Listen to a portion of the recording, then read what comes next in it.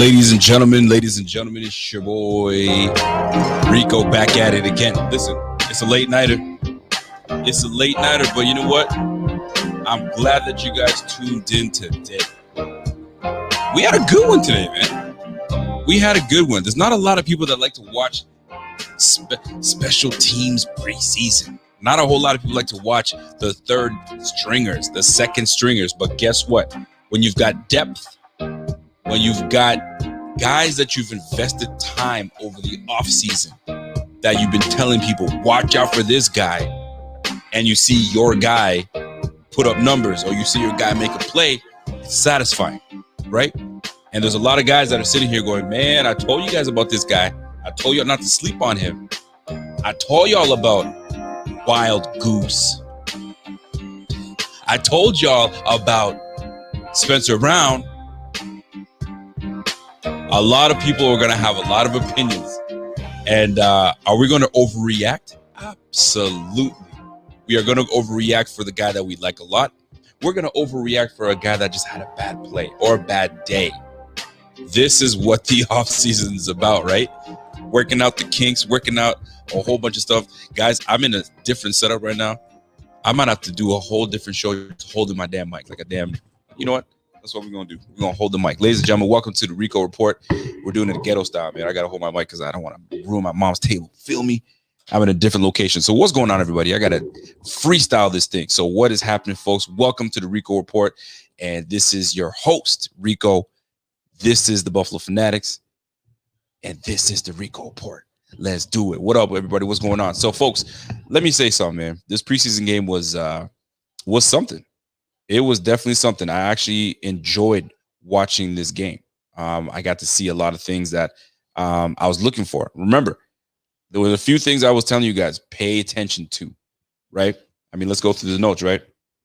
We said we were going to pay attention to, at least for me, Tanner Gentry. But this wasn't the game to pay attention to the receiving core. Let's keep it real. Let's keep it a buck. This was not the game, right? This was a game to definitely pay attention to Spencer Brown. Spencer Brown was definitely one to watch. And there were some, I'm going to just keep it a buck, man. There were some cringeworthy moments, man. There were some cringe-worthy moments for Spencer Brown. The run game, he's solid. If you watched him, he primarily was left tackle, right? Manning the position for our guy. Give me a second. I gotta take this off for a second, guys. He was manning the position for our man Dion Dawkins, right? So forgive me, this is gonna be bothersome for you guys for a bit. So let me mute my mic for a quick second. I'm gonna put a little music for you guys while I hang out and try to take this mic out. Give me 2 seconds.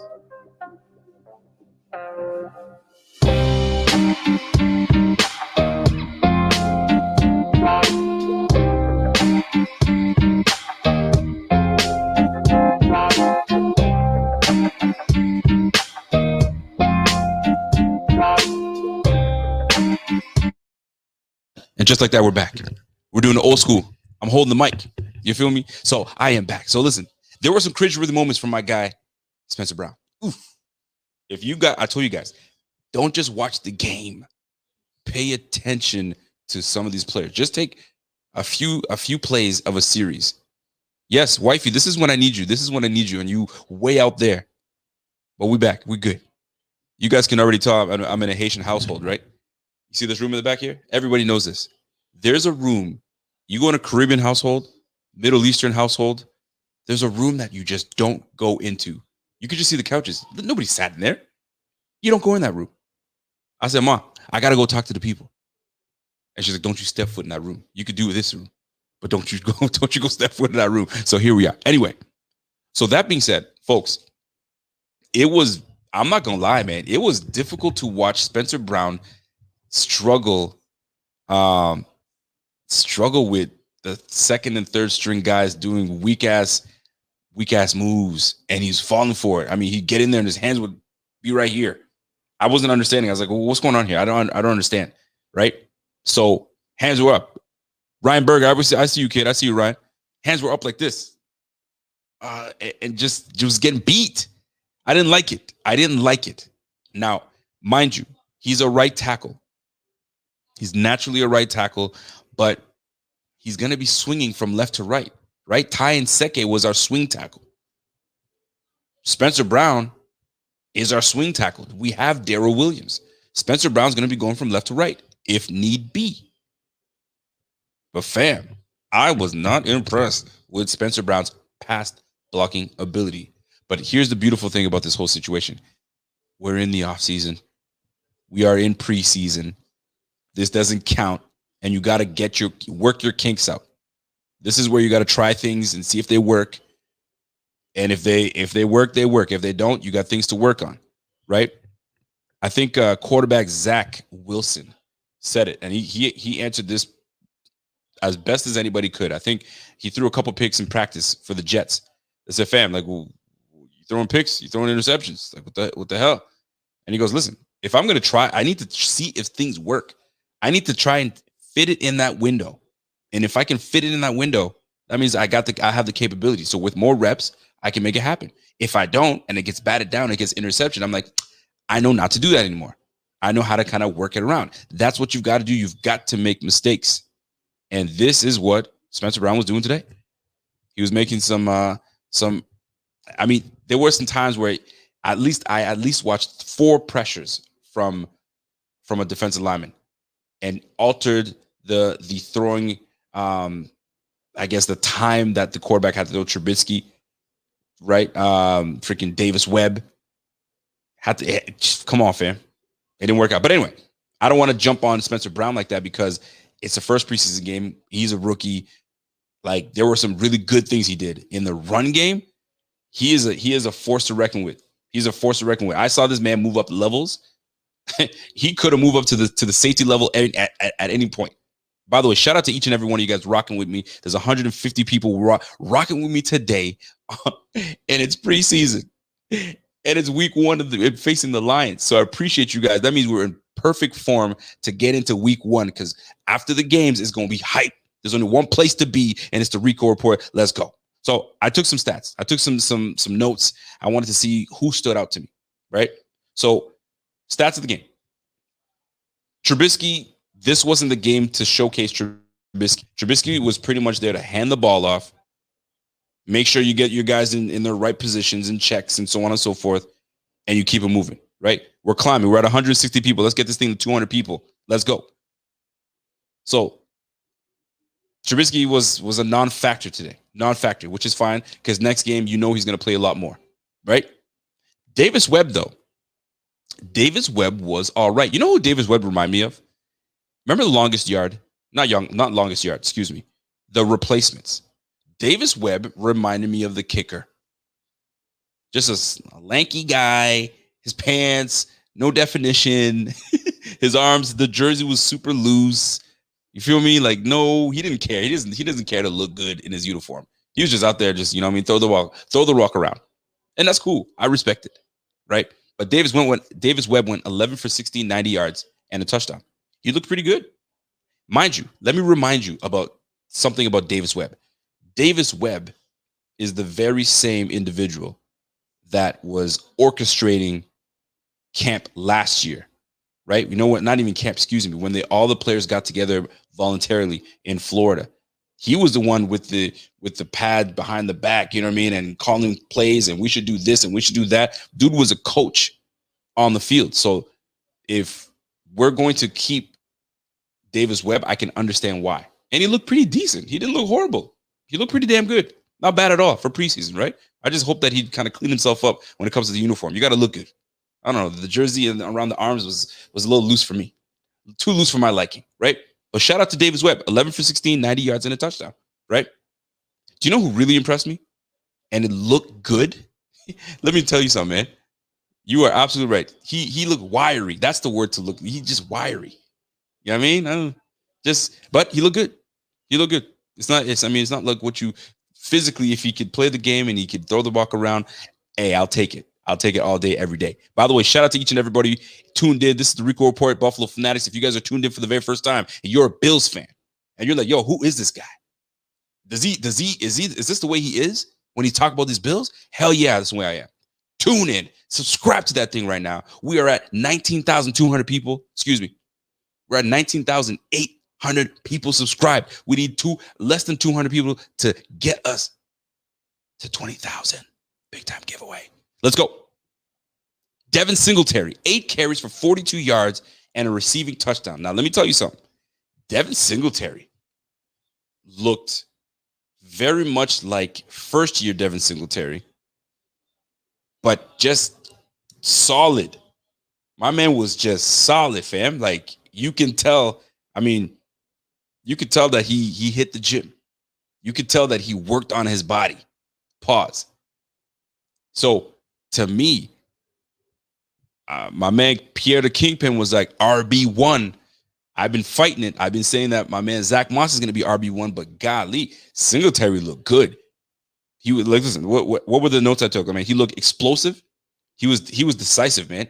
Make a cut and go. There was no dancing. One cut, get going. And his vision is, you already knew. We already knew his vision was solid. So if this is the Devin Singletary that we are going to get, I was impressed. I liked what I saw. And don't get me wrong, we all have our favorites, right? And I'm not picking Zach Moss as my favorite over Devin Singletary because I like him more. It's not about that. I just feel that he's built for RB1 much better. He just got to stay healthy. And right now, him being unhealthy is boosting up Devin Singletary to be number 1 again. Because he was the number 1 running back last year, right? We sprinkled in Zach Moss until Zach Moss was getting more touches near the end of the season. But Devin Singletary was like, fam, we ain't doing that this year. I want RB1. I want to stay as RB1. I'm going to stick to RB1. And y'all ain't going to touch me on that. And I respect it very much so. So shout out to Devin Singletary, man. 8 for 42. He just looked good. He was in 5.3 yards a carry? Yo, he was in prime shape. And I like that. That's a big sign. Here's another big sign that I liked, right? You have your offensive coordinator that made it a very big point to run the rock. Not playing around. We are not going to play games. We're not going to just throw the rock all over the place. You guys know that's what we're going to do. We will do that this year. There's no question about that. We're going to throw the rock this year. But in preseason, this is where you work the kinks out. We need to find out what pairing on the offensive line works. What doesn't work? You know what doesn't work? I'm going to just give you 2 letters. BH. We'll get to that. BH doesn't work for Buffalo. I'm just saying. Let's keep it moving. Matt Breida. I got mixed feelings on Matt Breida, folks. I got mixed feelings on Matt Breida. See, this is when you don't get comfortable. Got the old arm up. Matt Breida. I need to see more from Matt Breida. I saw some explosiveness from Matt Breida. This is the best way I can explain it. He's a little light in the pants. And there's nothing wrong with that. First few carries, I was not impressed. He had a couple carries. I think he had a long of 8 yards, and it was a nice run. But with Breida, I'm not sure. So I'm not ready to say I'm not impressed because I can see the potential that he could bring to this offense. Like, he's one of those guys that a good screenplay, he'll bust it down for 80, right? A nice draw play, he gone. You know what I mean? So we just got to figure out where we can fit him in the offense, fit him in what scheme, what's going to work. But I see some good things, but I'm not overly like, oh, okay, that's why we brought him in. Mind you, he was running with the second team.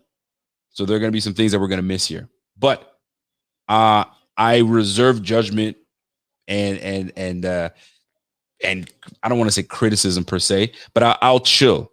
I will chill on Breida. He looked good. He had some good moments, but he had some moments where I'm like, nah, not so much. Not so much. So that's where you can see that Devin Singletary and Mr. Moss are going to be 1-2 punch. And then you got Mr. Tony Williams in the backfield. So remember, I've said it before, and I'm going to say it again, man. Tony Williams, if he has a strong camp and a strong preseason, and Matt Breida's like, meh, it could be the three-headed monster between those three guys, right? Moss, Singletary, and Williams. So Breida's going to have to really step up and show us a little bit more. Now, that's what my thoughts were on Breida. 10 carries for 27 yards, right? It's okay. First game. Once he starts getting time with the starters, it'll be a little better. Antonio Williams, nice little, not bad of a game. He did all right. I respect that. I mean, he's running with the third team, and they put him in the second half to take over. But you're playing with guys that are not even going to be on the roster probably come Monday. You feel me? So I'm just saying, wait till he starts to get along with, the second team guys, first team guys, and then we can really see what goes on with the likes of Mr. Tony Williams, right? So the run game today, fair, right? Devin Singletary led the way. Loved it. Loved what I saw. And he was out there catching footballs. I love that. Breida, we're going to see a little bit more of Breida. I don't want to use this game as this is it for me. Okay, I saw enough from Breida. No. I need to see a little bit more from Breida, and I want to see him more with the ones and twos, right? Now, the receiving game, there's nothing for me to talk about the receiving game. We didn't really focus on the receiving game. We didn't, right? I think our leading receiver had 3 receptions. 3 receptions, and that was it. And I think it was Powell. Powell was our guy with 3 receptions, maybe 4, if that. So we didn't really focus on the freaking the receiving core. But there's some good things. There were some good things that I'm anticipating. Mr. Stevenson gives me hope that, you know what I'm saying, maybe he can stick around on this roster. Because at one point I was like, yo, this guy's destined for the practice squad. He's not going to make it. Kumero's going to be that guy. McKenzie's going to be number 5. And then you know the rest, right? Davis, Cole, Sanders, Diggs. So Stevenson could be practice squad material, or they might poach him and he's on another squad. So if he can make himself some noise, maybe he'll stick around. So I want to see a little bit more of him. And he looked good today. He looked good. He looked all right. He had a nice kick return. Nice little shimmy. He looked good. I like that number on him. Number 5 looks solid. By the way, let's talk about the jerseys. By the way, shout out to my guy Q Trucker with that super chat. I appreciate you, my dog. Salute to you. And let's talk about these numbers though before I get into my next point. I like these numbers. Lance Lenoir was with the number 9. Like it. Stevenson number 5. So whoever is, you know what I'm saying, of the old school, like running back shouldn't have a single digit number. Man, go sit down somewhere. Because this is the new age, man. That's what it should be. I love college ball when there's single digit numbers for linemen. Love it. Why not? Why the hell not? You know what I'm saying? I like that shit. So let's keep it rolling. So moving on. You know who did stand out for me? Tommy Sweeney. Tommy Sweeney stood out for me. I know he only had 2 catches, but they were catches with yak behind it. And you guys all know how I feel about the yak. Yakety yak. That's my thing, man. You catch the ball and you show me what you can do with the ball. Don't just catch and go down. Don't give me Sammy Watkins. I don't want no Sammy Watkins out of that. Catch and go down like a little bitch. We don't do that. We catch the rock, we turn upfield, and we look for bodies. You know what I'm saying? Let the bodies hit the flow. Let the bodies hit the flow. That's what I want to see. Shit, if I had to edit, I would have put that thing right in there. You feel me? That's what I'm looking forward to. That's what I want to see. And Tommy Sweeney caught some good balls today, man. Let me retract that. He caught some good footballs today. And he had the yak, man. He had one catch where he was stumbling, caught it pure hands, bounced himself, got some nice bounce, back up field, and looking for damage. Love it. Love all of it. We need that sound for that. Yo, I'm that song right there. Let the bodies hit the. I don't know if the lyrics are correct. But something about bodies hitting the floor and he's whispering it. and then that thing goes off. That's where I get kind of like, okay, I don't need that. But if you can put some 808s in there, heavy beats, remix that bitch, yo, that shit would be fire. Yo, I might have to hit one of you guys up. I don't know if you guys are producers in here, but let's try to get a mashup. You know what I'm saying? And put some nice 808 beats on that bitch and let's go. But folks, man, Tommy Sweeney, though, I like him. I like Tommy Sweeney. I liked him last year. I liked him a lot last year because he had great rapport with Josh Allen until he got sidelined. So this I'm excited for. I've been waiting for Tommy Sweeney to come back. I'm waiting for him to get a rightful spot in this offense, and I think he will. And it's nice to see him healthy. Right, everything is taken care of. I know he had a heart issue that he was dealing with, but my goodness, man, it was lovely to see Tommy Sweeney back on the field. Loved it. Smash that like for your boy Rico. Football is back. My guy D Hansen. What's good? What's good? Jeff Danger, you were absolutely right, man. That boy's got hands. That boy, he's a big boy, man. He's a big boy and can catch. Let's go. I will say this, though. My man Dawson Knox wasn't as active today. He was more, run blocking and all that good stuff, but he had a catch in traffic, came down with it. You know what I'm saying? That's the type of stuff we're going to need. It looked like he went to school and learned something at Tight End University. Let's go. I'm with it. If you're going to give us that in traffic when we need you in clutch, this is what we're looking for. Solid catch. Great catch. I'll take that. And having both Sweeney, look, listen, man, I don't want to hype people up too much. I'm not trying to do that. But there's going to be situations where we got Tommy Sweeney and Dawson Knox, you know what I'm saying, in the 12 personnel. You know what I mean? I'm just saying. You put those two boys, you know what I mean? Let's think about it. Let's envision that. If we see the challenges that these guys are going to face and the challenges they're going to propose to the defense, let's go, man. Let's go. Shout out to my guy, Andrew Tadros. Andrew Tadros is, listen, man, Hollister sucked, though. Come on, man. It's first game. You got to let these guys come in and make things happen. Let them, I mean, let them make some sense of, where they fit on the offense, how they're going to be used. But this is about opportunity. This is about taking advantage of your opportunities. Hollister today, it wasn't enough. There just wasn't enough. But Sweeney and Dawson Knox definitely stood out. They stood out today. And that's what it's about when it comes to these games. You got to stand out. You definitely got to stand out. Rico, just wanted to say thank you for giving me a football fix. I appreciate you, Albert Luis. You know I got you, my man. You know I got you. Yo, my man said, yo, Rico, why are you broadcasting from a hotel lobby? Does it look like a hotel lobby? I'm going to tell my mom that. She'll love that.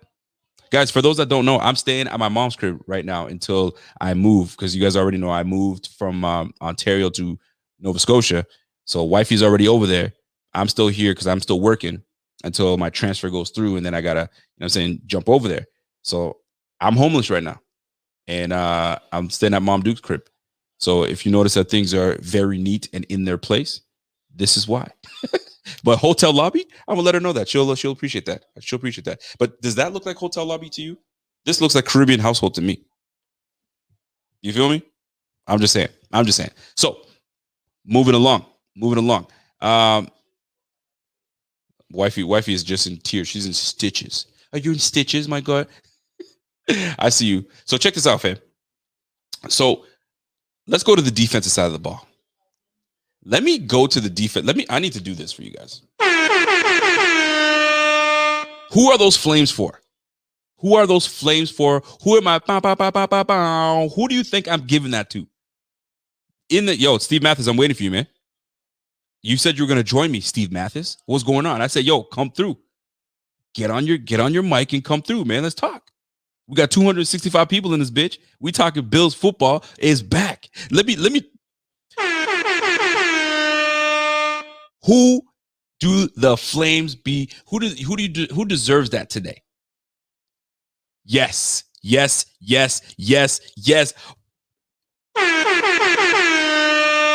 what I'm talking about. Yo, Greg Rousseau. I'm sorry, I got a little over carried away. But listen, Greg Rousseau, yo, listen, that boy is going to be a problem. Listen, that boy, his reach, he's got power. The guy just stands out. You cannot go wrong with Greg Rousseau on your team. And I'm gonna tell you, I'm gonna be real because a lot of people like to they don't want to keep it real. Let's keep it a buck. When we picked Greg Rousseau, I was like, really? We're picking Greg Rousseau. That's what we're gonna do. We're going after Greg Rousseau when we could easily go after a position of need, heavy need. And I didn't think that we needed 2 pass rushers, but I was okay with it. I mean, I wanted his teammate, Phillips. That's who I was going to be happy about. But stuff happens. You don't get what you want. But let me tell you something. My Haitian sensation, Sock Paz, hey! You feel me? You know what I'm saying? From Miami, Florida, coming through and being a Bills fan, yo, I'm excited. I'm thrilled, and I'm glad I was like, I wouldn't say wrong per se, but I was like, I'm glad that we went that route. I'm super glad that we went that route. Greg Rousseau is going to be a problem for this guy. Went against a top 10 pick in Penei Sewell, and he made Penei Sewell look like a damn whatever. Yo, get out of my way, kid. And if you're able to already impact the game like this, you better watch out. The future of Buffalo is bright. The future of Buffalo is bright. By the way, I got to take a minute to salute Buffalo Go. They will be carrying all our merch. Every single piece of merch that comes from the Buffalo Fanatics, you can find at buffalogo.com. We got a shirt that's out right now, and it's the General. You guys already know who the General is. That's our guy, Josh Allen. Number 17. Go ahead to Buffalo. You guys listen, stop playing with me, man. Buffalogo.com and go get your General t-shirts, man. It's there. Telling your boy Rico sent you. Let's go. So here's the deal. Here is the deal. Folks, the defense looked damn good. And you know what? I'm going to bring it. Yo, listen, Judge, you ready to come on there? You still chilling right now? Give me the thumbs up. You ready? Oh, you ready? Okay. Let me bring my guy Judge on. Judgy. How you doing? I'm good, boss. How's everything, man? I mean, I'm doing good. So I sent you a message yesterday and I was like, hey, if you need a wingman, I haven't been on live at all this week. I'm ready to go. And you just responded with a fire emoji. And I figured that was what you needed. I didn't think that was an open invitation. I thought that was, I'll get back to you. No, that was like fire emoji. Bring your ass over here. Let's go. Well, listen. We have our guy, Judge Snarky Steve. I love when he brings a snark. But listen, man, you watched the game. What are your thoughts? Talk to me. I mean, could there be any better start than watching Gregory Rousseau, AJ Epinesa, and Ed Oliver swallow Jared Goff whole? I mean, that right there was worth the price of admission. Like just that one play. So seeing the defensive line forced through the trees, that NASCAR type of package, even if it was without sort of the intricate blitzes and stuff, seeing that defensive line is going to be okay, at least looks like it's going to be okay. That was good to see. And Tyler Bass kicking a game-winning field goal. I mean, that's good to see as well. Let me. I need to say something about Tyler Bass because I have a feeling I think he's going to have to share the name Big Baller Bass. There's Big Baller Bean. Now there's Big Baller Bass. I'm telling you right now. Yeah, because this guy was clutch. Listen, man, this guy was clutch today. I was very impressed with Tyler Bass. This guy was kicking him right down the freaking center. Like he's going to be one of the best kickers in this game for some time, man. And we have him on the squad. I can't tell you how excited I am about how this makeup, the roster makeup of this team has shown. Now let's get back to this game, right? Let's stick to the defense. I mean, I talked about the offense a little bit, but we can touch back on the offense. This defense, man, was there someone that stood out for you where you're like, on this other than Greg Rousseau, we know. Yeah. But was anybody else that stood out to you like, y'all better pay attention?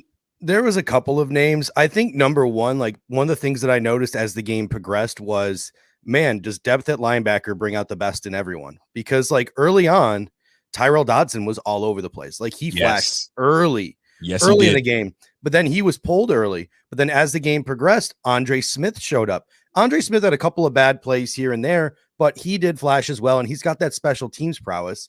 And then later on in the game, Joe Giles Harris as well. So, He was a late bloomer. Joe Giles Mhm. Harris was a late bloomer. He wasn't saying so much early in the game, but it took him some time. And then he got moving. But Andre Smith, though, I always thought, I was like, why did we sign Andre Smith and we brought him back? Like, what's going on? And then I saw some flashes. I was like, okay, I get it. I totally get it. He's a Carolina boy. Brandon Beane traded a 7th-round draft pick for the guy, cut him, got that 7th-round draft pick back, re-signed him. Isn't that crazy? He played a majority of the season, and then he brought him back this year on that. And they paid him pretty significant money too. It was like 1 year 1.23, 1 year like 1.5. Like they gave him a pretty decent chunk of change on that 1 year deal. So it proves that they have quite a bit of faith in this guy. Yeah, they most definitely do. And I got to give a shout out to my guy, Thomas Falzone. Bing, biggity, bing, my guy, Thomas Falzone. My mom is probably like, what the heck are you doing? Keep it down. But I don't give a damn, Mom. Leave me alone, Mom. Listen, check this out, though, folks. Thomas Falzone with a big super chat. Let me give you flames. I don't have my bell. I didn't bring my bell. I packed my bell away. But you know what? For the community that makes Bills games even better, thank you, Buffalo Fanatics. This is our year. That is our guy, Thomas Falzone. We appreciate you, Thomas. And this is going to be a big year for the Bills. This is going to be a massive year for the Bills. Let me go back to the offensive side of the ball. Mr. Judge, what you think of our guy, Davis Webb? You know, I think he looked exactly like you expect a third-string quarterback to look. A guy who's going to go in there, and if there's a dude in his face, he's going to throw that football away. Every once in a while, there's going to be a throw that's underthrown. Tommy Sweeney made a great catch on one of those underthrown balls and ran for 18 yards. And he did what he needed to do, dinking and dunking him down the field. He looked to me like a quarterback that's probably going to be your practice squad quarterback, if depending on what the situation is with Jake Fromm here. And I totally agree with you, man. And it was one of those things where we know that he is an integral part to the roster, right? He's a leader amongst the guys on the squad, especially in that quarterback room. Josh Allen looks up to him. Josh Allen, I mean, although Josh Allen is the alpha of all alphas, but you have guys like Davis Webb for a reason, right? They give you the things that you cannot see. And I think that he's going to be an integral part for even Mitch Trubisky. And Mitch Trubisky was a non-factor today, not because he was terrible. It's just that he wasn't in the cards today. And that's okay. This was us showcasing our run game. And I've got to say this. I mean, you had, I think for a good 2 months now, your emoji or your Twitter picture was a picture of Devin Singletary shirtless. Oh yeah. Care to explain that, the reason for that? And this will actually bring you right into his play today. We just have a running joke over on the Air Raid Hour. I always like to critique players' physiques, which is the last thing that I should be doing. Like I'm still waiting to see a shirtless pic of Star. I want to see how much flub there is on Starload Chevrolet. But like this was the Peck Bowl between Dan Campbell and Sean McDermott as well. But yeah, I mean, it's just impressive. Like Zach Moss was dealing with an ankle injury all off season, right? Yep. So he's dealing with an ankle injury. He's more rehabilitating than he is getting ready for the season. And you got a guy like Devin Singletary who saw that until Zach Moss got hurt. He was the lead dog in that Colts wildcard game. And Devin Singletary saw that. And he went into this offseason knowing that, hey, I was a 3rd round pick 3 years ago, but now they've already since then invested another 3rd round pick. Like my job could be on the line here. And it's clear that Devin Singletary took this offseason seriously. And it was really good. Yes, he did. It was really good to see him come out in this game and not just run the ball well, but I mean, he actually caught that touchdown pass as well, too. Didn't drop it like he did in the Chiefs game. So, well, and you know what? And he made sure that he held that thing. And I mean, I would prefer that he stopped body catching because that's how these balls get dropped. Use your freaking hands and take that in and just show it confidence. But the fact is, you get it, you make it in the end zone, score your touchdown, and keep moving. And that's what I'm looking forward to all season long. And you know what else I'm looking forward to all season long? Having over 300 new eyes and old eyes on the Buffalo Fanatics. By the way, folks, you are tuned into the Rico Report. I'm joined by one half of the Air Raid boys, my guy Snarky Steve, aka Judge, aka the Draft Connoisseur. Judge, answer me this: are there guys where you're like, you better watch out for this guy? He's gonna be amazing, and he happened to be poo-poo. I mean, I was a big Tommy Doyle stan. I actually had 3 guys. Let me pull it up. I had 3 guys on my thumbs down list. from this football game, and all three of them were draft picks. So Save it. not a good sign. Oh, okay. We have a segment for that. You save that, sir. But don't you dare go there. By the one way, of them, go ahead. Because we did have a super chat from John DeMarcy there talking about how good Spencer Brown looked, especially in the run game. But that's exactly what I was going to get into, right? Spencer Brown is a beast on the down blocks and run game. Got toasted 2 to 3 times on pass rush upfield, but 7'9" is a double shot of nasty.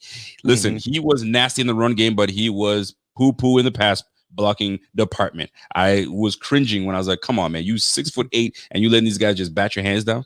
Fam. Get your shit together, stride it out, and ride that man out. That's what I was expecting. But listen, this is why we do preseason. This is why we do these things, and it's okay. I'm not mad at it. John DeMarchi came with another super chat as well. He says, "I stand for one guy pre-draft. Now I'm usually wrong, but this time, give me my damn moment." Groove. Let me give my guy John DeMarchi some flames. Let's go, John DeMarchi. You're not wrong, man. Everybody is a fan of Groot. And I will tell you, man, I wouldn't say I hated the pick, but I was like, oh, damn, we went with, okay. I mean, we could have went with Phillips, but I mean, I think Phillips was taken before anyway. It doesn't matter. But the point is, I thought we were going to go with, who's the one that went to the Bucks? Joe Tryon? Yeah. Tryon? I thought we were going to go Tryon. I thought we were going to get my guy that went right before. But hey, it is what it is. Sometimes it happens. Sometimes you get what you want. And sometimes you get what you didn't think you need. And that is, you like that? Sometimes you get what you didn't think you need. And that was Greg Rousseau. Sometimes you get what you didn't need with friggin', we could have went with Josh Rosen for crying out loud. Oh, but we got the general. We got the general. We got the man in town. And that's our guy, Josh Allen. We've also got a new member to the Buffalo Fanatics family. Welcome, everybody. Stephen Brett. Let's go. Stephen Brett, welcome to the Bills. Let me tell you something, man. Buffalo Fanatics is where we are diversity, man. We got groups of people from all over the place, Canadians all the way to the Middle East, out Africa. Listen, man, we got it everywhere. We even got some people from Tonawanda, Buffalo. I wanted to say Tonawanda, Buffalo. I just had to say it. But folks, Stephen Brett, welcome to the Buffalo Fanatics. So we were at what, 37 minutes in, and we talked on the defense.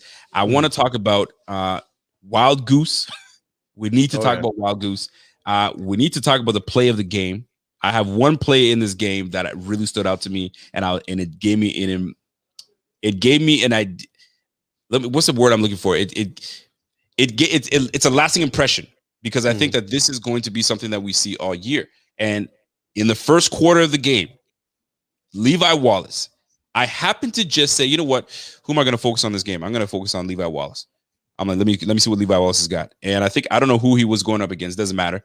And I knew what the receiver was doing. I could just see it. He was stemming him, and he wanted to cut it outside. But Levi was in his hip pocket, turned at the right time, bat that ball out. And I was like, who was that? Levi Wallace? Play of the game, in my opinion. I think Levi Wallace did a great job. And I think that every time again, they try to come for Levi Wallace's job, but he defends his job. Well, I'm telling you right now, talk to me on that one. He was going up against what's left of Detroit's wide receiver squad. Everyone's gone. Marvin Jones is gone. Kenny Galladay is gone. Jamal Agnew is gone. They're all gone. Danny Amendola is gone. It's now Armon St. Brown. They're the slot receiver, their draft pick. Yep. And it's Rashad Perryman and it's Tyrell Williams. And he was going up against their number one, if you want to call it that, in Tyrell Williams. Exactly. So, loosely.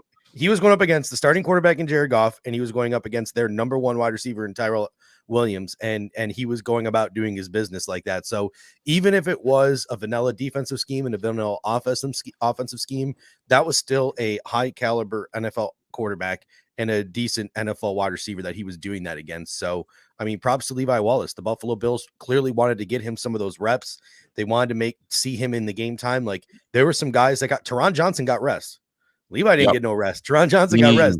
Levi didn't. So I think that goes to show you that the Buffalo Bills are looking for every opportunity they can to replace guy, but every time they try to put him in a position to fail, or they try to put another guy in a position to succeed, it's always Levi that comes out on top. So you just mentioned something. Teron Johnson got rest. Levi didn't. Are they actively trying to push him out? Or is this just one of those situations where, listen, we want to give you reps. We want to make sure that, we're sure of you. Or was this one of those situations where like, listen, man, you're starting today and that's that? Yeah. Or was there something behind it? I think there could be a combination of things. I think number one is I think they probably see corner as a position where you're probably not going to get hurt. And there's not a lot of depth at boundary corner. I mean, after that, you saw it was Wild Goose and it was Griffin and it was McLeod. So it wasn't there wasn't the most depth in the world. So they probably wanted to give Dane Jackson a decent running mate. Maybe they wanted Levi to hold down that Trey White spot so they could see Dane in that number 2 spot. So a number of things could have gone into it. But at the same time, it could have just been like, all right, we want to see you up against some upper level competition. I mean, Levi Wallace is a decent NFL corner, but that's the key word here. Decent. Yep. And the Buffalo Bills are consistently and yearly going to try to upgrade from that. They just haven't really, and quite frankly, they haven't really invested the resources to upgrade from it. Like they haven't drafted the guy. They haven't really signed a guy outside of, Josh Norman and like Vontae Davis, but those really aren't. Funny enough, because I thought they were going to draft Melifanu, and he was actually right across the field with my guy Ali McNeil, which I wanted on the squad. But that's another day that we can talk about that. So we got some super chats to hit up. We got our guy John Livingston says, "Yo, just got here. Has Bobby Hart been cut yet?" BH, woo! BH was something today. I'll say that. I'll tell you what. Between because like I mentioned, I wasn't impressed with Tommy Doyle. I'm pretty sure if he plays like that the rest of the preseason, you can get him onto the practice squad. And obviously, Bobby Hart does not deserve to be on an NFL roster. With just Spencer Brown as your only tackle behind Dion and Darryl, I wouldn't be surprised if the Buffalo Bills were in a veteran offensive tackle market as the roster cutdowns start. Like they're going to be looking for a veteran, or even willing, as deep as this team is, they might even be willing to be the team that gives up a 6th or a 7th round pick for a veteran guy. They've traded Marshall Newhouse in the past.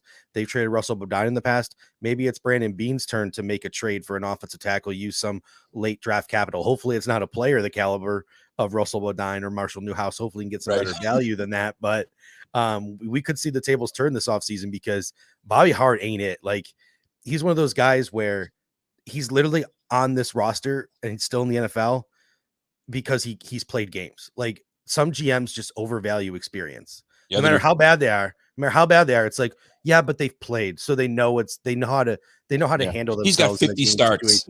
Bobby Hart, he's got 50 starts. He should be. It doesn't matter, man. You just sometimes you're done. When you're done, you're done. But it is preseason. You're still working out the kinks. You're still getting used to things. You're still trying to get yourself conditioned. So too soon to judge, maybe. But it didn't look good today. Today wasn't a good day for our guy, Mr. Bobby Hart. But John Livingston also asks about Marquez Stevenson. So he saw some flashes from Marquez Stevenson. We definitely did some flashes in special teams and returning, as well as that nice catch down the sideline. And he had a couple catches inside, making some moves. So I liked what I saw out of that. But the goose is loose. He got cooked tonight. Great comeback by the youngins, though. I like that. And I like that because which brings me to I don't know if it's too soon to bring him on, but I'm going to take another.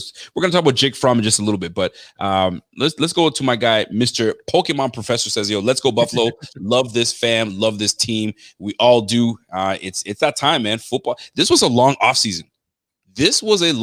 Not only for the players, but for us guys like me and Steve and Dave and Z-Bot and, saying, Casey and Kyle. Like, listen, the whole crew, Ryan and freaking Mitch, we've done this all off season long. It's been a long off season, so it's really nice to just now have football back on TV, so we can really give you guys the goods, man. So we got 300 people watching still to this day, to this hour, and it's 11:14. Shall we keep going, Judge? I'm good. Let's keep rocking. It's only like 8:15 my time. I'm oh my god, yeah, you're from the West Coast. I forgot about that. But we rocking over here. So we have a segment. And I think I still have my banners up for it, called The Good, the Bad, the Ugly. All right. And with the good, the bad, the ugly, we're going to talk about the good. Judge, let me start with you. What did you find that was good today in today's game versus the Lions? This is going to be odd coming for me, but I'm going with the punter. Matt Haack looked good. He looked real good. He was really, he had some really decent hang time. He had some really good directional punting. He was pinning the Detroit Lions deep. He had some pretty good coughing corners. And then during one of the 3 and outs the Buffalo Bills had, I said to myself, like, all right, this is a good chance to see what Matt Haack has got from deep in his own territory, because that's what Marquez excelled at, right? He excelled Right. at booming punts and flipping the field or saving the other team from having good field position, even when you were backed up. And he punted from like his 20-yard line, and he had a beautiful directional punt right to like the 30-yard line of the opposition. Victor Bolden fielded it and immediately like went out of bounds, and the Gunners didn't get down there, right? It was a decent punt, but the Gunners were well blocked. Victor Bolden had some space, but Matt Haack directed that punt right at the corner, and Victor Bolden stepped out of bounds, and it saved the Buffalo Bills 30 yards. I mean, he could have gotten past midfield on that play. So I'm going to give the punter his props here, and I'm going to say Matt Haack, to me, was the player of the game outside of Rousseau, Singletary, and Tyler Bass, which are the obvious ones. Yes. Well, and you can, we're going to go shot for shot because I had a couple of good things I want to say. Obviously, I'm going to go. So you went special teams, and I had a special teams guy, Tyler Bass. Mm-hmm. Tyler Bass looked good. Tyler Bass looked crisp. Tyler Bass was clutch, right? These are the moments, man. You need him to be. I mean, this is a meaningless game. Who gives a damn? But for the kicker, everyone's watching you. We're down.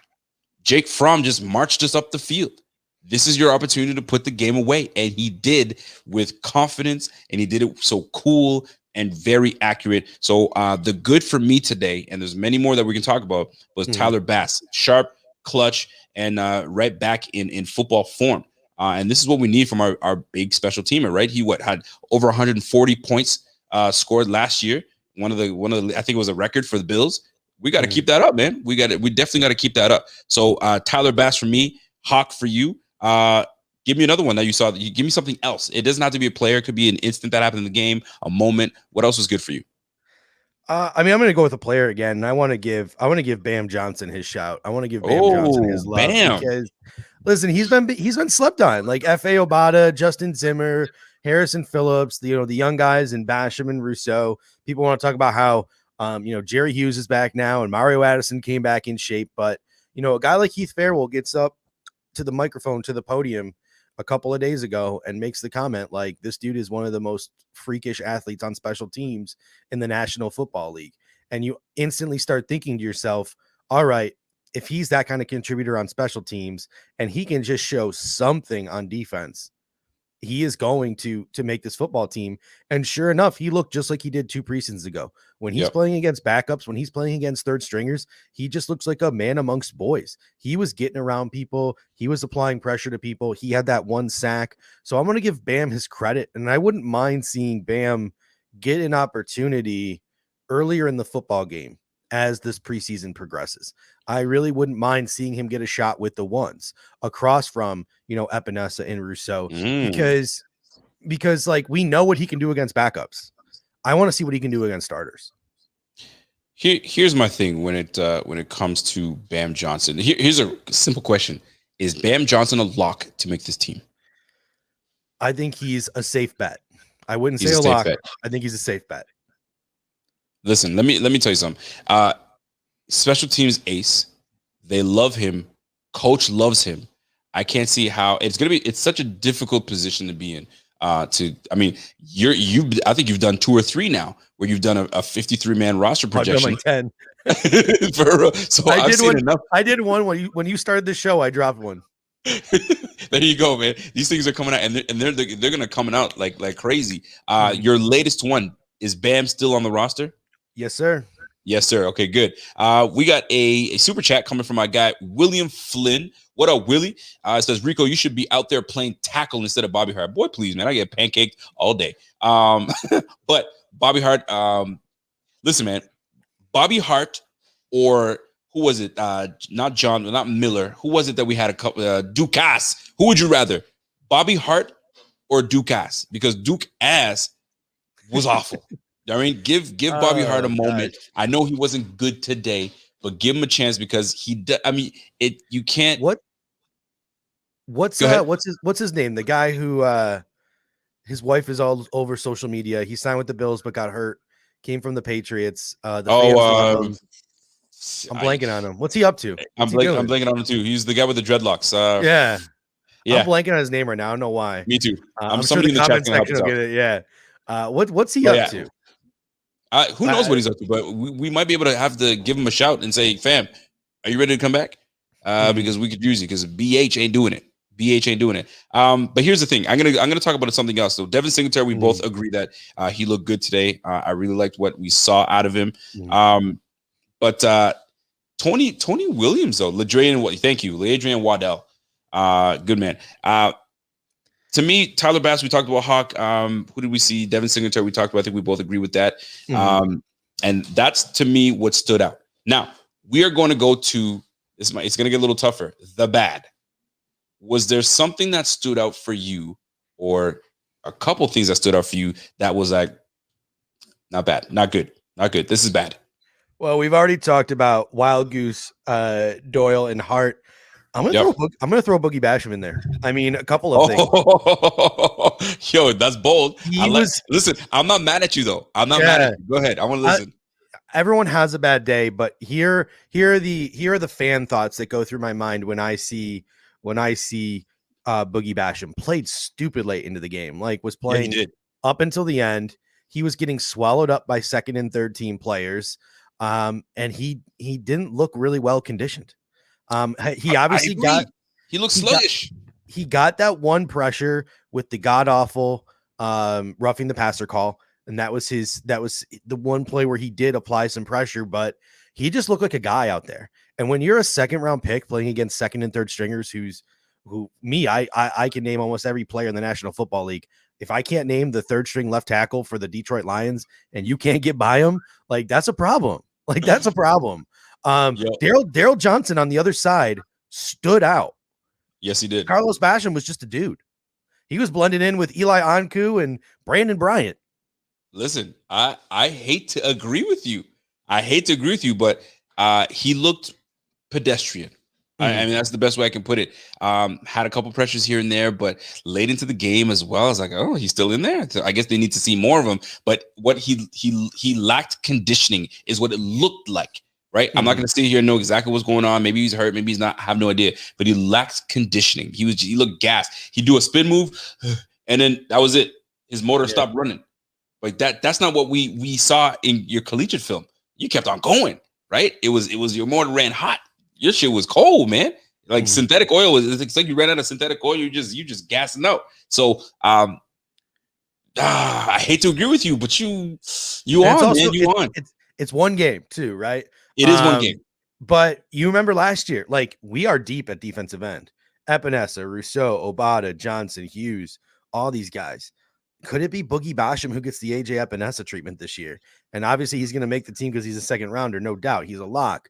But is he going to be active the first week of the season? Is he going to be active the second week of the season? This could be a guy who we might not see for a couple of weeks. He might have to prove himself on the practice field in order to get out there on game day.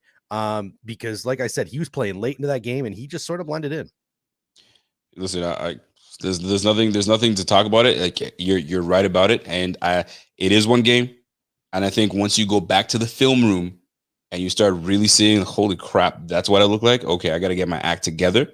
I think we'll see a different Boogie Basham later on. I mean, we're not saying that he's not valuable. He's going to be an asset to the team. He's going to be valuable to the team. But just from what we saw today, he just looked like another guy. And we can't have a second round pick as another guy. We need you to be impactful, right? You're going to be the two that take over once Jerry Hughes and Mary Addison are gone. We can't have the first rounder doing everything and getting it in and you sitting here gassed out.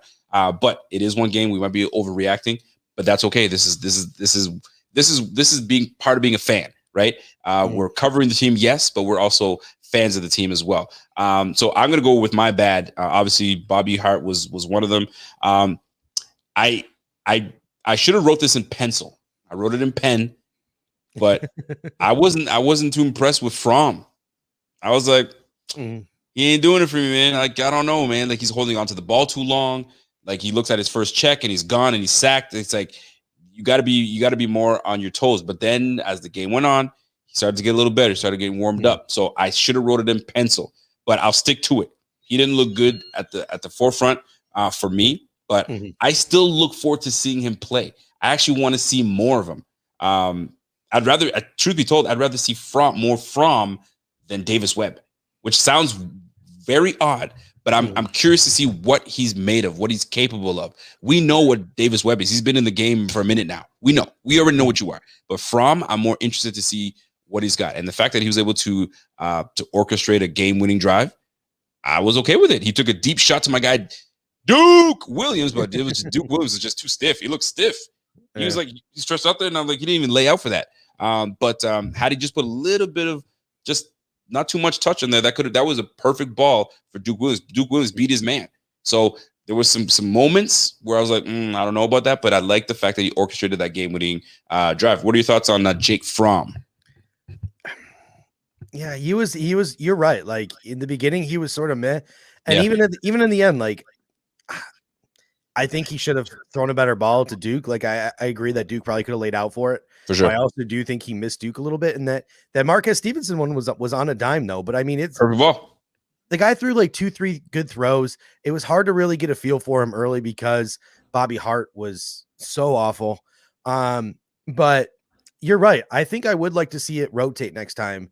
And I think I would like to see Jake Fromm get a run against like the second team as opposed to the third team, because being on the third team, number one, he was going up against the third team defense. So you don't know if that was a legitimate deep ball that he threw. Like Marquez Stevenson had some steps on that dude. Yeah. Kudos to Fromm for putting it on the money there. But he had some steps on the guy, and like I said, Bobby Hart was just getting worked by. So seeing him with the second team where he maybe has some better protection going up against some better defenses, that might give us a better feel for Jake Fromm's game. So he didn't suck, which is good.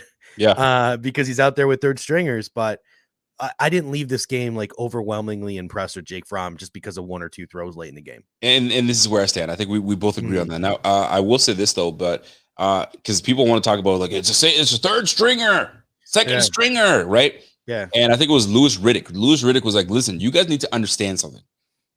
A good play against a second stringer, third stringer is still a damn good play, because guess what? Every one of these guys that are in the league that's got a freaking NFL emblem on their shoulder pads or on their helmet is elite of the elite. These guys are the best of the best that made it to this point in their game. So they were at one point the man on their team. So cut the BS. If you see good play, just because it's a second stringer or third stringer, don't take away from the play. He made a good play. This such and such made a good play. Same thing goes for if it's horrible. You're playing horrible. You're playing horrible. We call it for what it is. But in terms of Jake Fromm, I want to see more. Not that because I'm like I desire more to see what he can do. And I think with, like you said, with the second string team, we could start to see little glimpses of what we saw at did he go to Georgia? What he did that at Georgia. So I'm looking forward to it. But it's like, what did Jake Fromm remind you of there leading that game-winning field goal drive? It was shades of AJ McCarron from 3 years ago, right?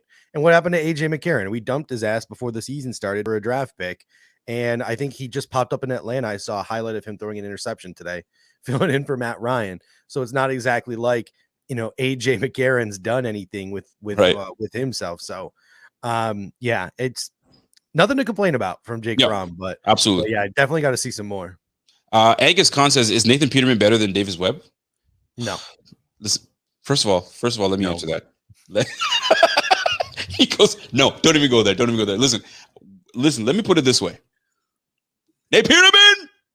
I like Nate Peterman. That guy's my guy, but I'm gonna plead the fifth and not say a word. Well, here's where I'm gonna go. Between Nathan Peterman was probably a better prospect than Davis Webb. Davis Webb does not maybe have, like, even though Nathan Peterman doesn't have the strongest arm in the world, he probably does have a stronger arm than Davis Webb does. But at the same time, between the years, Nathan Peterman just doesn't have it. Like, he can't handle playing in an actual game. I'm sure in practice, Nathan Peterman is electric. I'm sure he looks like Tom Brady out there in shorts.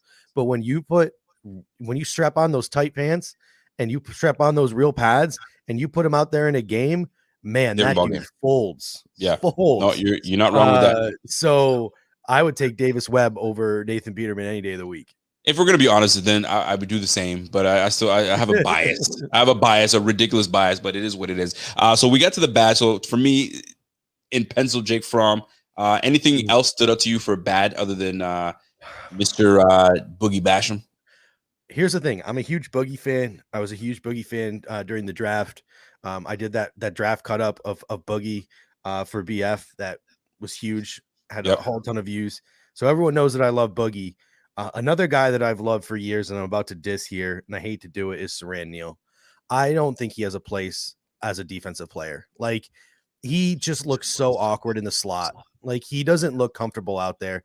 Now, if the Buffalo Bills want to use him sort of like along the line of scrimmage as a pseudo linebacker, maybe that makes sense. But when he drops back into coverage, it looks so awkward, whether it's in zone or whether it's in man. He just doesn't look comfortable out there. He is a physical freak who kind of maybe just like Nathan Peterman, when he gets out there on defense, it just doesn't add up. Now, he's an elite special teamer. He's probably a roster lock for that reason, but I'm just not buying him as a guy who's going to contribute on this defense. Judge is full of hot takes today. I'm feeling it. I'm here for it. I'm definitely here for it. We got our guy J.R. Richardson. Mr. Joshua Richardson says, great show, fellas. I think we need to trade for a tackle and good corner for depth. Dane Jackson is cooked too much in coverage. C.J. Henderson. I wouldn't buy too much into him being cooked in coverage. He had that one play. You got to remember, the Buffalo Bills are not blitzing. They're rushing 4 guys. They're just telling the 4 guys up front to try to beat the 5 guys. That's right. That's leaving the DBs out to dry. That's not something you're going to see in the regular season. In the regular season, you're going to see more pressure on the quarterback. In the regular season, you're going to see the cornerbacks put into better situations. In the regular season, you're going to say, if you do see him play, you'll be seeing him playing with Micah Hyde and Jordan Poyer and Trey White. So they'll cover up for some of his deficiencies. So as a number 4 corner behind Levi and Teron and Trey White, as a guy who's got some inside outside versatility, he's fine there. I mean, he's better than Josh Norman was last year, and Josh Norman got us through the season. So if Levi's going to be your number 2, I got no issues with Dane, but I'm 100% with this guy. I think we need another tackle. I'm not going to disagree with that. But Siran Neal, you have me puzzled with Siran Neal, because you made a comment. Doesn't look comfortable in the slot. I made that observation last year when we had him in the slot because of some injuries that happened, and I'm like, I hope he doesn't give up some things, and I was worried about him in the slot. Just put it that way. But like you said, special teams, that's where he makes his positioning. But is he not? To me, I feel like he's more of a safety than he is a nickel. That's the thing. Jordan Poyer straight up said, this is the most physically gifted player in the secondary I've ever played with. Jordan Poyer made that comment about Siran Neal. Like, the dude's an absolute freak. Isaiah McKenzie says he's the fastest dude in the football team. Right? Absolutely. Yep. I've heard it myself. Drafted out of Jacksonville State in the 4th round because of that athleticism. Started as a safety. Didn't pan out there. Moved to nickel corner. Didn't pan out there. Then last year he was a boundary corner, and now he's back at the nickel. The Buffalo Bills are just trying to find a spot for him because he's such a freak athlete. But he's kind of like one of those guys that you see on Rivals when they're getting recruited to college. It just says ATH next to their name because they're a great athlete, but you have no idea where to put them because they just don't look comfortable on the He's a football player. Yeah. He's a football player, right? And run and hit. That's what he does. And that's what it comes down. That's where he's most comfortable. And right now he's found his angle on special teams. And if that's where he makes a career on special teams, then so be it. There's nothing wrong with that at all. And I think he'll take it. I think he'll have a long career doing just that. Angus Khan says, I asked this on another stream, so I'll ask you guys, do the Bills have more versatility than other teams, or is it just a homer take? Not at all a homer take. We have a lot of versatility. That's Coach McDermott's MO, to have versatility. He doesn't want you just doing one thing, right? If you're going to be on offensive lineman, I want you to be able to play guard or tackle, and shit, if you can play center as well, right? Your receivers are just not going to stay out wide. You're going to come inside, right? That's a Dable thing, but that's mirroring the image of your head coach. Look at your defensive line. Obata, I saw him a lot on the outside, and I saw him a lot on the inside. I was like, okay, you're not going to, there's a lot of versatility on this team, so it's not at all a homer take. I think that's accurate, and I think that we're one of the more versatile teams in the league. Look around. Look at the depth of our team. By the time that we make our final cuts, we'll be cutting guys that were like, holy crap, as if we had to cut that guy. It's going to be very tough to do, and that is what you call versatility. Judge, you talk to me. What do you think? I mean, if you look at this roster, obviously, I don't think quarterback falls into the realm of versatility.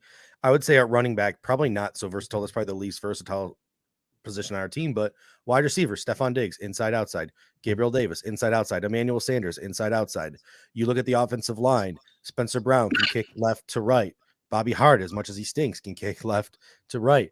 All of our interior linemen outside of Mitch Morris can kick left to right. And Micah Hyde can probably go corner if he needs to. Yeah. Michael Haack can play nickel corner. All of our three of our defensive ends can play defensive tackle. All of our linebackers can probably play 2 or 3 spots each. This team is just super versatile. There are players who can play all over the place. If there's an injury, they can fill in at one position, and then the next week there's another injury, they can fill in at another. So the Buffalo Bills are blessed, and that's what Sean McDermott and Brandon. I shouldn't even say blessed, because that was by design. Sean McDermott and Brandon Beane have been doing that by design since day one. No question. They preach versatility. So yeah, there's no question about it. That's not all a homer take. There's a lot of versatility on this football team. All right. Well, now speaking of versatility and speaking of changing things up a little bit, we got to talk about the ugly. What to you in this game it wasn't bad. It wasn't just like it was ugly, pure ugliness. It was UGLY. There is no alibi. You ugly. Talk to me. What's going on? To me, there's only one thing. Talk to me. The officiating. You went with the officiating? That's what you went with? It was so bad. You better talk on it. There was there was the Boogie Basham play that was not a roughing the passer.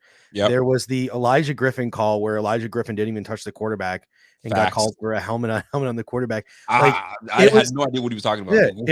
It was so Sean Hockley was the lead official for this game, son of Ed Hockley, the former official with the huge guns. So to me, I tweeted this out earlier. Ed tonight's got to take his big ass arms. He's got to drive down to wherever Sean is. He's got to knock on that hotel room door. When Sean answers, he needs to slap him in the face. And he needs to slap some common sense into his son, because that officiating was god awful. I think it was Chris Jenke, I might have seen on Twitter, one of our commenters said, what's the point of having a sky judge if they're not going to call back penalties like that Elijah Griffin one? Yeah. What's the point of having a sky judge if you ain't going to call that back? Absolutely ridiculous. Some of the calls that went against the Buffalo Bills. I think they just felt sorry for the Lions at this point, because they're not a good football team. I think the Lions will be they'll be competitive, but they've got some time to grow. The Buffalo Bills for the first 3 quarters ran the same 3 plays, but just like in different directions. Like their only passing play for the first, I think, 3 quarters of the football game was the quarterback faking a handoff and rolling out and dumping it off to the tight end. We ran that play like 25 times this game, and we still beat them. I don't care if it's preseason or not. We ran like 3 total plays this entire game, just a different variation of them. It was all like they're not deep. They're not good. Their coaching staff is royally underwhelming, from Dan Campbell to Anthony Lynn, who is one of the more conservative. As a man, I love Dan Campbell. As a man, I love Anthony Lynn. But as football minds, not so much. Like, that team's in trouble. Like, they ain't going anywhere. Well, I wouldn't. Too soon to say. But what I will say this though, I do like. This is what I just. That's a personal thing for me. I love. Dan Campbell kind of pulled the I guess a page from Bruce Arians' book, right? Where he hires some minorities. I love seeing it. Aaron Glenn as DC, Lynn as OC, GM. What's that, sir? Antoine Randall is his wide receivers coach. Antoine Randall, yes, Antoine Randall. Antoine Randall. I love seeing it, right? They're giving these minority coaches an opportunity, and not just somebody that would just out of nowhere. These guys have experience. They've played the game. So it's just and you'll have guys like that are, you know what I mean, players, coaches, right? So you love to see that type of stuff, right? D Handsome comes in with a super chat, says, I want to know, what do you think about Hamlin? Like this playing style. I saw him all over the field tonight. Hamlin to me was a couple things. One big thing I saw from Hamlin, I don't know if they told him to go that deep as a safety, but like there were times where he would pre-move and just shuttle all the way back. And he was like 15 to 20 yards back. I was like, fam, what are you doing way the fuck back there? Right. And there was a point where there was a ball that was thrown to one. I think the receiver ran a curl route. Hamlin was right there. Had he not gone that deep, that was an easy pick 6 per se, or he's actually making a play on the ball. I think the receiver dropped the ball or whatever the case may be, or he came at the end, but he was way too deep for me, for my liking. And I don't know if that's not, when I played ball and guys did that, coaches were like, "Yo, trust your speed. You don't trust your speed? Why are you all the way back there? Get back in there, right?" That was for me for Hamlin. What are your thoughts on Hamlin? And then we'll jump into what was ugly about the game. He had some really good tackles on special teams. Like he got down there on some of the Matt Haack ones. Yes, he did. He laid the lumber on about 1 or 2 hits. Like he laid the lumber on some dudes. So I'll give him credit for that. But I'm still thinking back to that one play where the running back got to the second level and he was mano and with Damar Hamlin, he whiffed on it. So that's the play. That was the play that sticks out to me the most with Damar Hamlin. So the Duke can hit, as people in the comment sections are saying. I like the special teams prowess, but you got to clean up that open field tackling and the point that you made as well. Maybe don't play so deep. Trust your speed. And that was the one thing that I saw. So we're gonna get into the ugly. There's 2 things that was ugly for me in this game that really stood out. And somebody said Rico's about to say tackling. Absolutely, we were missing tackles that guys just shouldn't make. And who was it? The runner number 46, Reynolds. Great running. He was great. He was running really solid. No, but it was yesterday. What's that? Sorry. Yes, he was signed the day before. But it wasn't Reynolds. It was the running back before Reynolds. It was a big boy. Yeah, Mills. Yeah. Mills, big heavy dude, set, and he was making us look like idiots. It's like we were afraid to tackle. Tackling, fellas, we cannot fall into that trap of lack of tackling. That's what gets us in trouble. That's what has these drives being extended and us looking like bozos. We need to wrap up the tackling, and I'm sure that's something that McDermott's going to have these guys wrap up and make sure that they're on point. So to me, one of the ugly things about today's game was tackling. One other thing that stood out to me that was just it wasn't bad. It wasn't, oh, that's unfortunate. It was awful. It was ugly.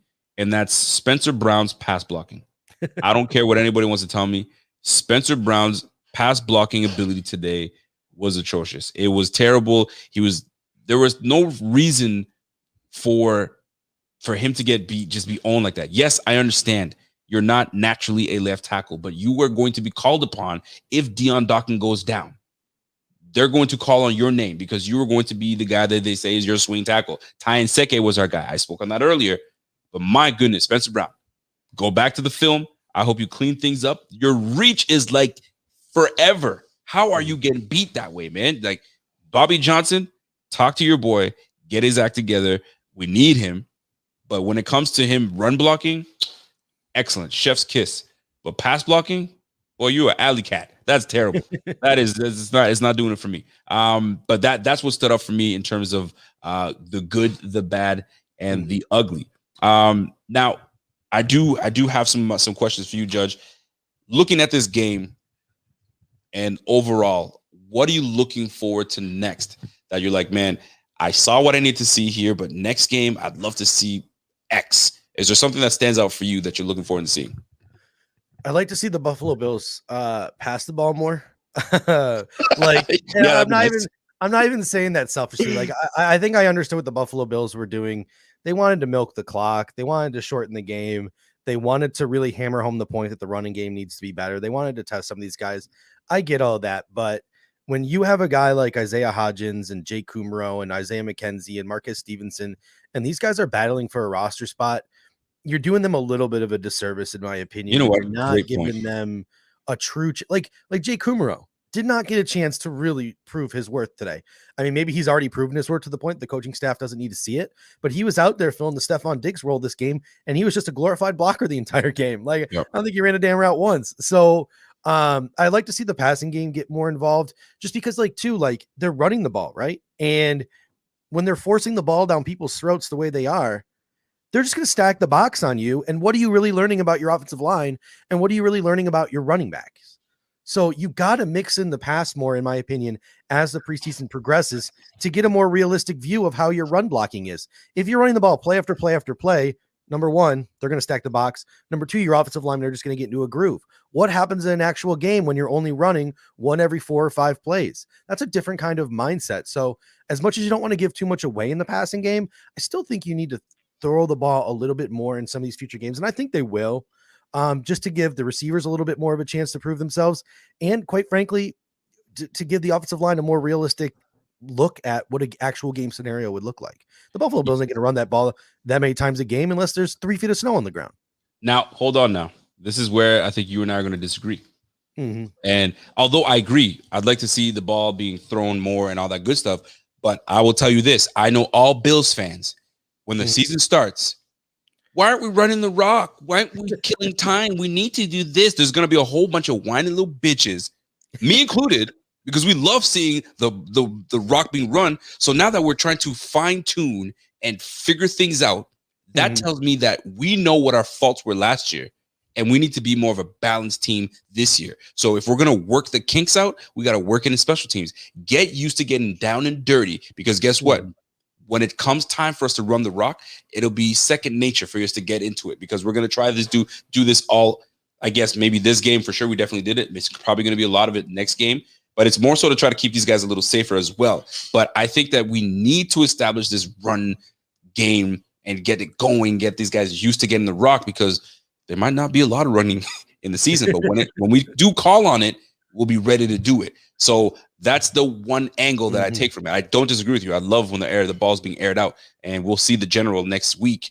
Make sure that he starts. Maybe he'll play maybe a series or two, maybe a quarter. It's only 3 games, right? Speaking of another thing I want to see, listen. Go ahead. Josh Allen's wearing that visor during warmups. He's teasing us. If he plays in a game this preseason, he better damn do it with a visor. You know what? I will say this. Tyler Matakevich almost had an interception today. Yeah. And I looked up and he had a nice visor on. And it wasn't like a mirrored one. It was just a nice cloud, kind of dark shaded visor. Yo, if we could see Allen in a visor, I think we're going to the Super Bowl. He rocked it during warmups. Yeah, but he's doing it just to tease. Just do it, man. Stop being scared and just put the damn visor on and let's go. Speaking of Tyler Matakevich, if that man was born 20 years earlier, he'd be a Hall of Famer. Imagine him on like the Chicago Bears defense in the 1980s. It would have been something. That dude just looks like he was built to play football with like Dick Butkus. Oh, dude, for sure. There's no question about it. Shout out to my guy Angus Khan says, how vanilla do teams go with only 3 preseason games? You can only go so vanilla. I mean, you're gonna sprinkle in a few things here and there.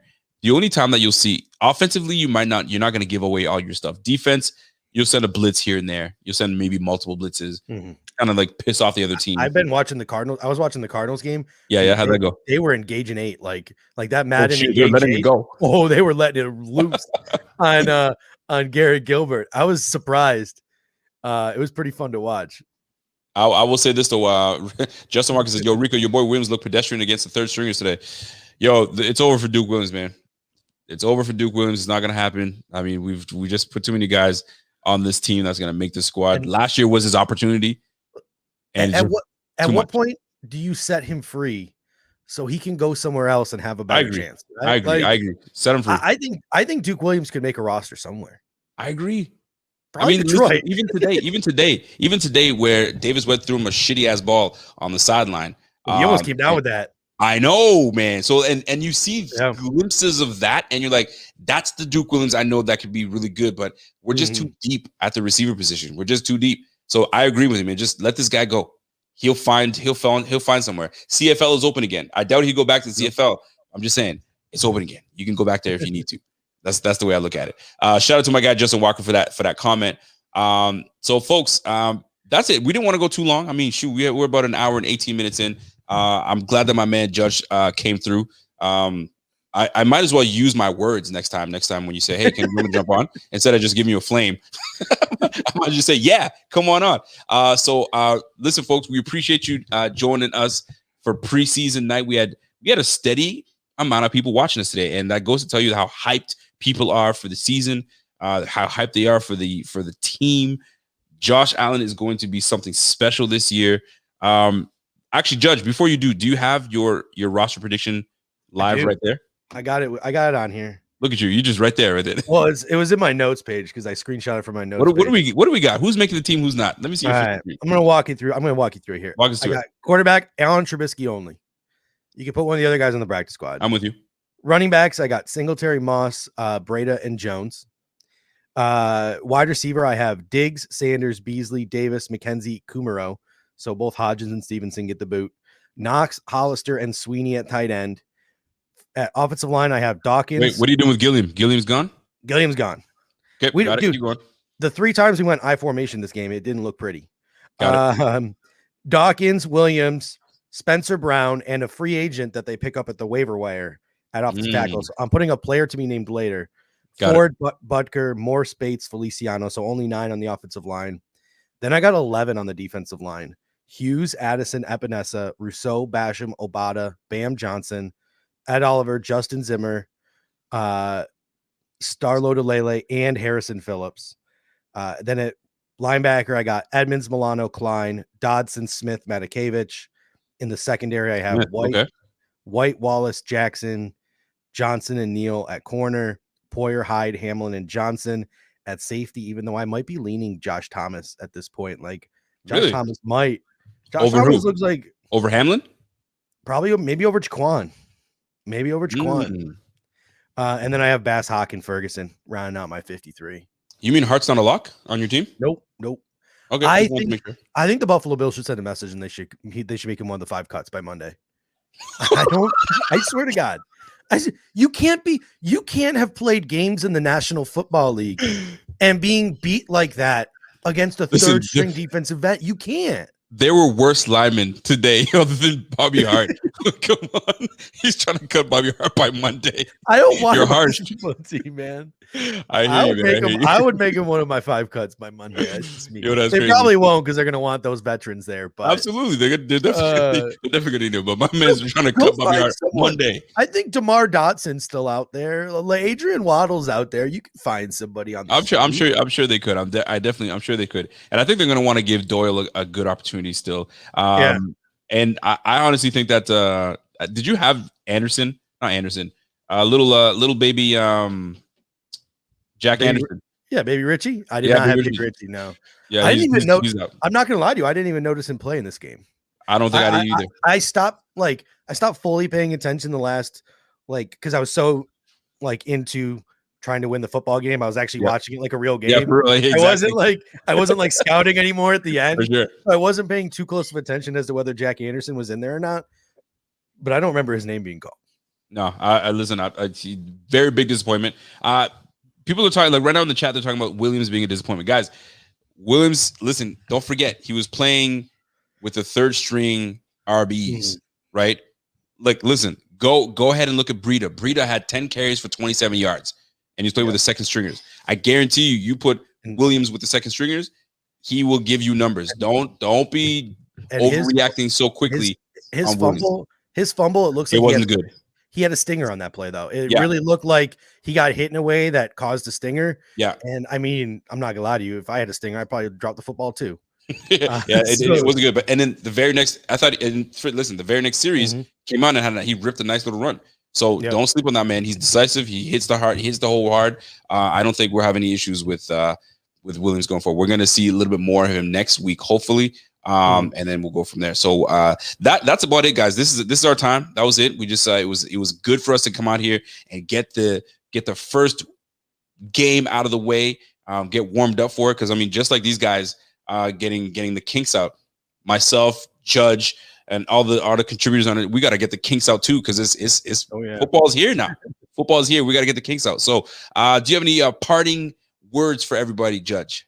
Yeah, I'm seeing some new names and faces that I don't typically see.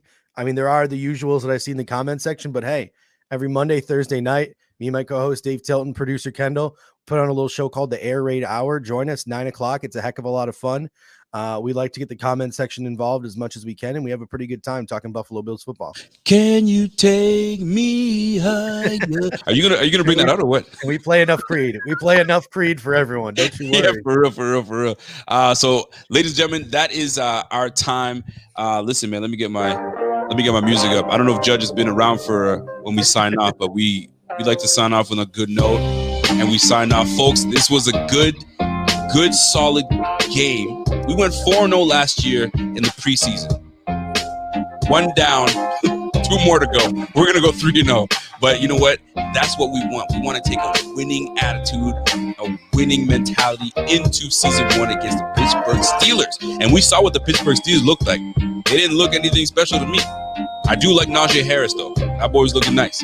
But we got a good defense, man. Did you see the starting defensive line? F.A. Obata, Root, Wait till things start to get into play, man. We're going to be excited. We're going to be doing big things. Ladies and gentlemen, you guys have been great. You guys are always great.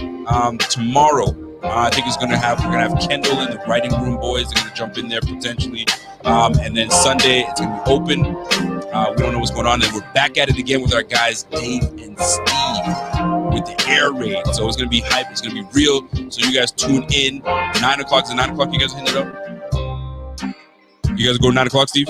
Yeah, 9 o'clock. 9 o'clock. 9 o'clock. Someone was commenting on my seltzer. Yeah. Steve was feeling the music right now. He was like, shit, I'm in there. Right? I'm there. Cleaning out the fridge. There you go. So, ladies and gentlemen, that is our time, and it's been great, man. So, you guys have a great weekend. Enjoy yourselves. It's the Rico Report, brought to you by the Buffalo Fanatics.